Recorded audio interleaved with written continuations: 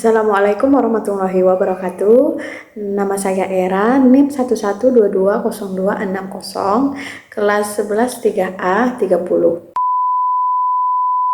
Pada video ini saya akan mempresentasikan materi pertemuan keempat, yaitu pajak penghasilan. UU PPH nomor 36 tahun 2008 pasal 1 mendefinisikan pajak penghasilan atau PPH adalah pajak penghasilan dikenakan terhadap subjek pajak atas penghasilan yang diterima atau diperolehnya dalam tahun pajak. UU PH nomor 36 tahun 2008 pasal 2 ayat 1 dan 1A serta pasal 2 ayat 2, 3, 4, dan 5 menjelaskan bahwa subjek PPH adalah 1. Orang pribadi atau disingkat dengan OP, meliputi OP dalam negeri dan OP luar negeri. Yang kedua adalah badan, meliputi A. Didirikan atau bertempat berkedudukan di Indonesia kecuali unit tertentu badan pemerintah. Yang B. Badan yang tidak didirikan dan tidak bertempat kedudukan di Indonesia yang menjalankan usaha atau kegiatan melalui BUT di Indonesia, menerima atau memperoleh penghasilan dari Indonesia bukan dari menjalankan usaha atau kegiatan melalui BUT di Indonesia. Yang ketiga, warisan yang belum terbagi sebagai satu kesatuan bersifat menggantikan yang berhak. UU UPH nomor 36 tahun 2008 pasal 3 menjelaskan bahwa yang tidak termasuk subjek PPH yaitu 1. Kantor perwakilan negara asing, 2. Pejabat perwakilan diplomatik atau konsulat atau penjabat lain dari negara lain, dan orang yang diperbantukan atau yang bekerja dan bertempat tinggal bersama mereka. Yang ketiga, organisasi-organisasi internasional yang ditetapkan Menko. 4. Penjabat-penjabat perwakilan organisasi internasional. UU UPH nomor 36 tahun 2008 pasal 4 ayat 1 menjelaskan bahwa yang termasuk objek PPH yaitu 1. Penggantian atau imbalan berkenaan dengan pekerjaan atau jasa yang diterima atau diperoleh termasuk gaji, upah, tunjangan, honorarium, komisi, bonus, gratifikasi, uang pensiun atau imbalan dalam bentuk lainnya, kecuali ditentukan lain dalam UU Pajak Penghasilan. 2. Hadiah dari undian atau pekerjaan atau kegiatan dan penghargaan. 3. Laba usaha. 4. Keuntungan karena penjualan atau karena pengalihan harta. 5. Penerimaan kembali pembayaran pajak yang telah dibebankan sebagai biaya dan pembayaran tambahan pengembalian pajak. 6. Bunga termasuk premium, diskonto, dan imbalan karena jaminan pengembalian utang. 7. Dividen dengan nama dan dalam bentuk apapun, termasuk dividen dari perusahaan asuransi kepada pemegang polis dan pembagian sisa hasil usaha koperasi. Yang ke-8, royalti atau imbalan atas penggunaan hak. Ke-9, sewa dan penghasilan lain sehubung dengan penggunaan harta. Ke-10, penerimaan atau perolehan pembayaran berkala. 11. Keuntungan karena pembebasan utang kecuali sampai dengan jumlah tertentu yang ditetapkan dengan peraturan pemerintah. 12. Keuntungan selisih kurs mata uang asing.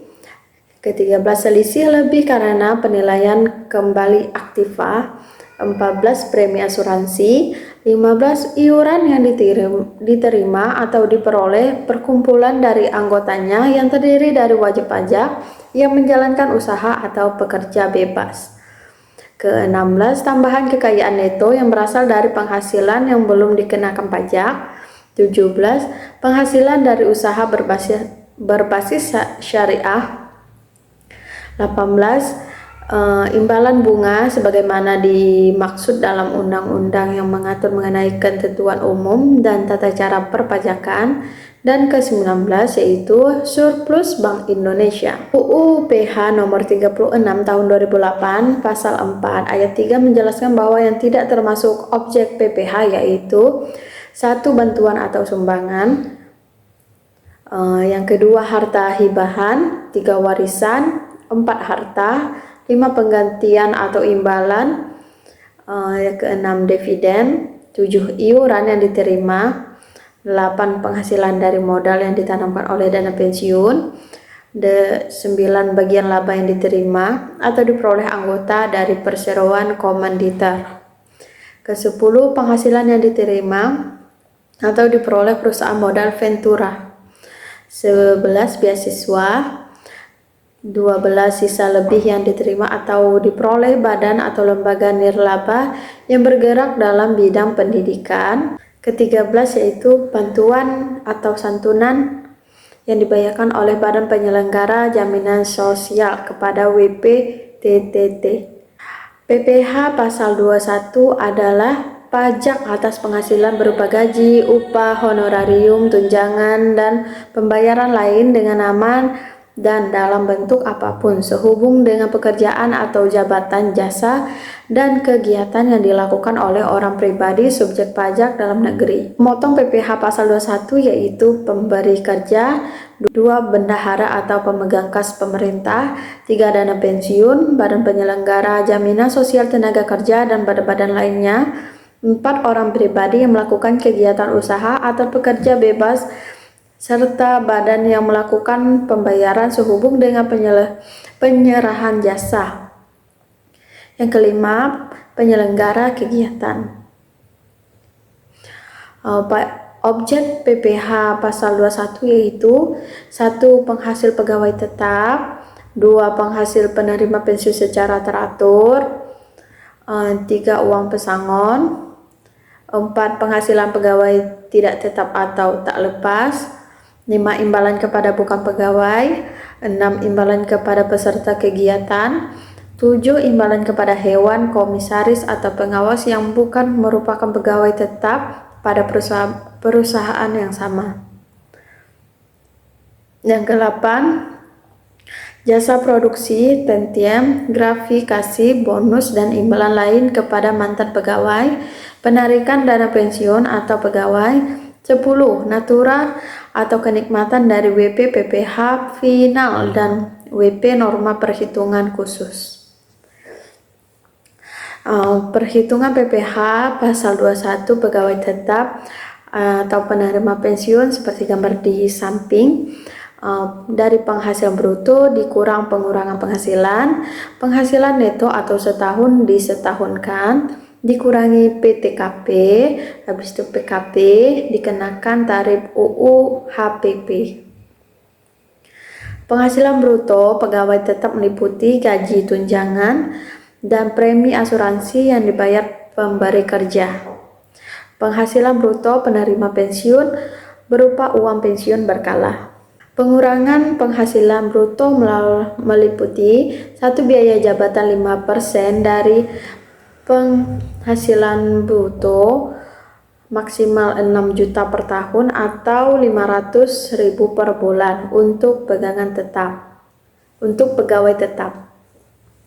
Iuran pensiun THT atau JHT yang dibayar sendiri untuk pegawai tetap.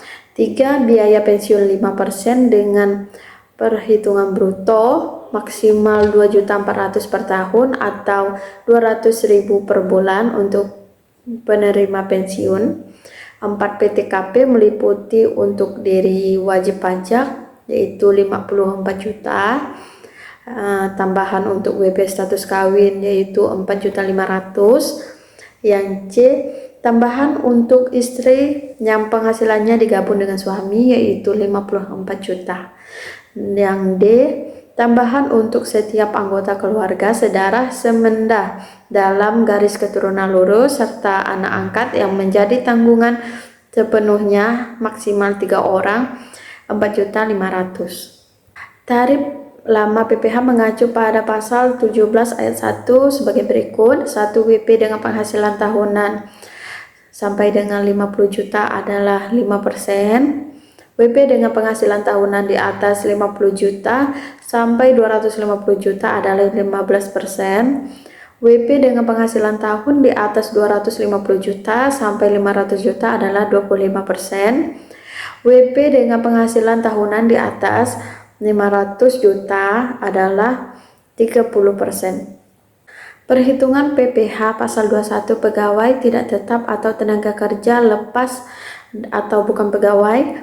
1. Ditentukan jumlah uang atau uang saku harian atau rata-rata upah uang saku yang diterima atau diperoleh dalam sehari.